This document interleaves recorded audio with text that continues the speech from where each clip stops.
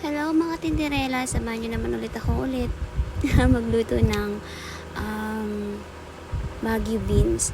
Alam nyo ba dati, nung bata ako, napagkakamalan ko lagi yung sitaw na Baguio beans. Kasi parang magkamukha lang sila.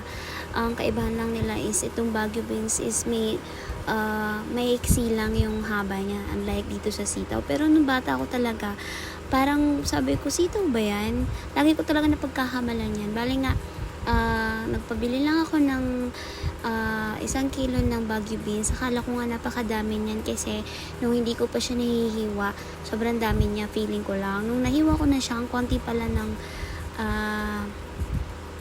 naibili namin. Pero okay lang naman kasi konti lang naman kaming kakain.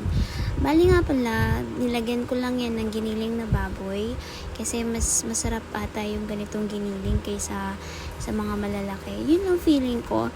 And then, nilagyan ko na rin yan ng sibuyas at bawang para maigisa na din po. And then, bago ko nga pala yan ginisa is pinakulo ko muna yung giniling. Hindi ko alam, nakasanayan ko na lang na laging magpapakulo muna bago maggisa. Pinapalabas ko muna yung mga sarili niyang mantika kasi nga gusto ko talaga yung walang mantika ang gagamitin kasi 'di ba maglalas na lang tayo ng mga oil sa ating katawan kasi yung mga oil na yan is sa mga naluluto na rin natin yan. At ayan nga, bali nilagyan ko din pala siya ng isang perasong hiniwa-hiwang carrots para naman at least hindi siya plain masyado. And then nilagyan ko na rin siya ng toyo and then water na konti and then oyster sauce.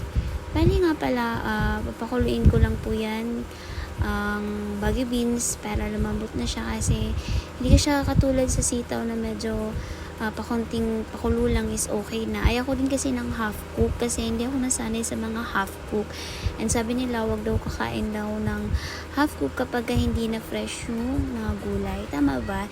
Kasi kapag fresh yung gulay, okay lang daw mag half cook. Kasi kapag hindi na sobrang tagal na ata ng gulay, may mga nilalagay ata sila ng mga something para maging fresh. Tama ba yun?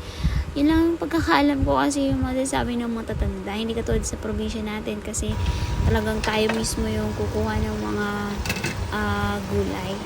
At ayun nga, pagkatapos natin magpakulo is luto ng ating Baguio beans with carrots and then giniling na baboy. Nilagyan ko pala yan ng konting asukal. Yun lang, maraming salamat sa panonood. Thank you and God bless.